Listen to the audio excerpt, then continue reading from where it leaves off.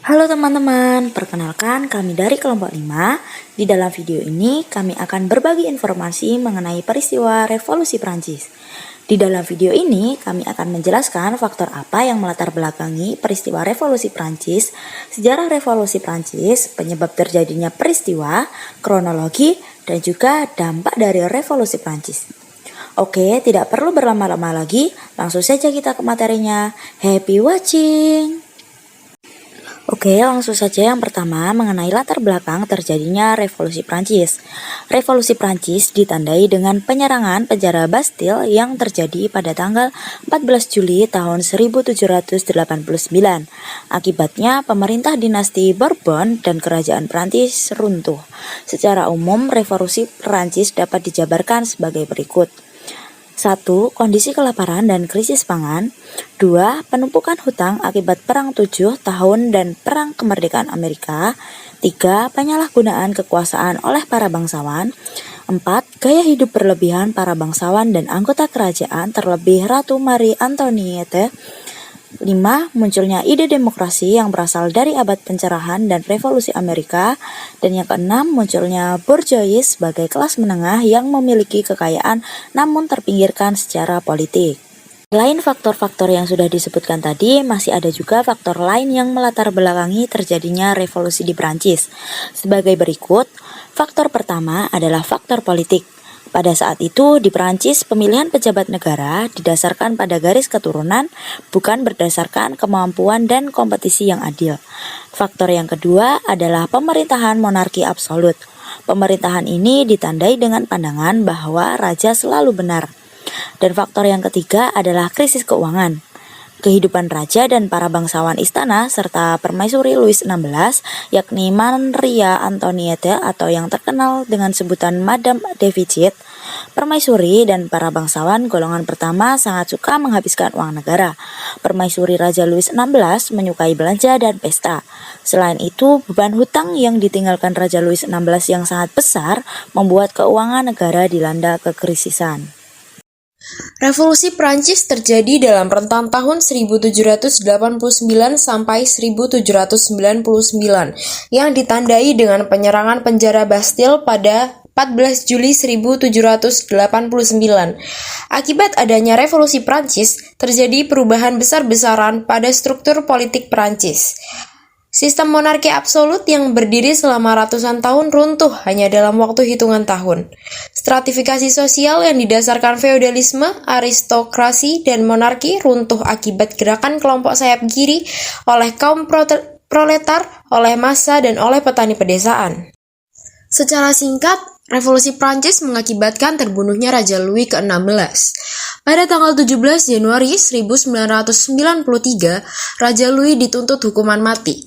Eksekusi mati dilakukan pada tanggal 21 Januari 1793 melalui pemenggalan kepala menggunakan guillotine. Sebelum Revolusi Prancis, masyarakat dibagi menjadi 3 golongan. Yang pertama, kaum bangsawan atau aristokrat. Kedua, pendeta dan biarawan atau kaum rohaniawan.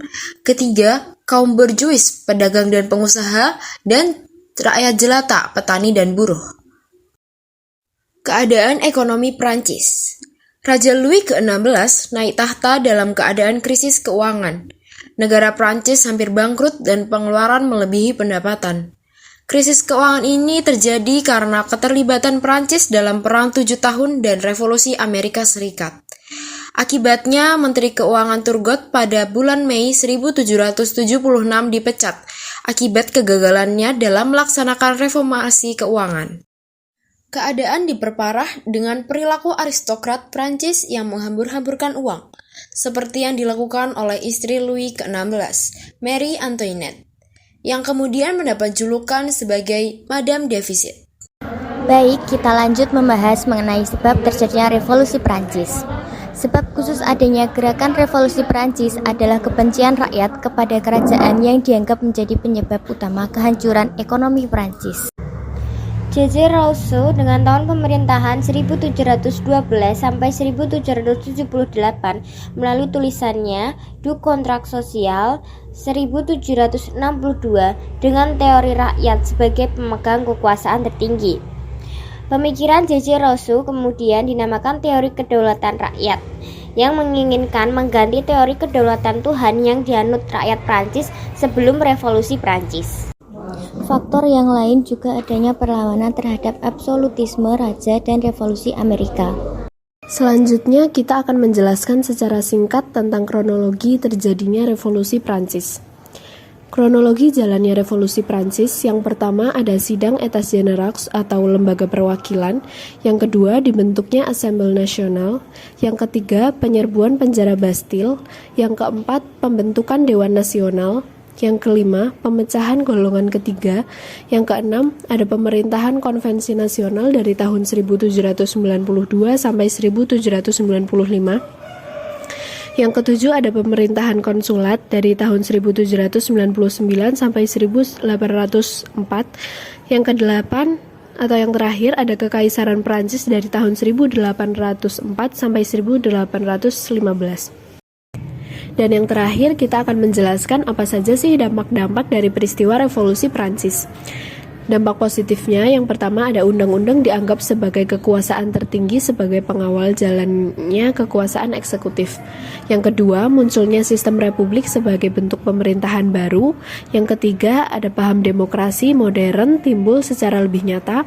Yang keempat, berkembangnya nasionalisme. Yang kelima, munculnya ide untuk aksi revolusioner menentang pemerintahan kekuasaan absolut. Dampak positif di bidang ekonomi ada penghapusan sistem feodalisme dan penguasaan tanah. Petani memiliki hak atas tanah dan lahan pertanian, menghapus gilda atau perkumpulan dari pengusaha yang mendapat monopoli dan perlindungan usaha dari pemerintah karena bertentangan dengan sistem liberalisme, dan ada industrialisasi. Dan dampak positif di bidang sosial ada terbentuknya tatanan sosial baru, dan pendidikan yang sebelumnya hanya didapatkan oleh bangsawan dihapuskan dan dapat dirasakan oleh setiap golongan masyarakat. Oke, mungkin itu saja yang bisa kami sampaikan mengenai peristiwa revolusi Prancis. Semoga bisa bermanfaat untuk teman-teman semua. Terima kasih.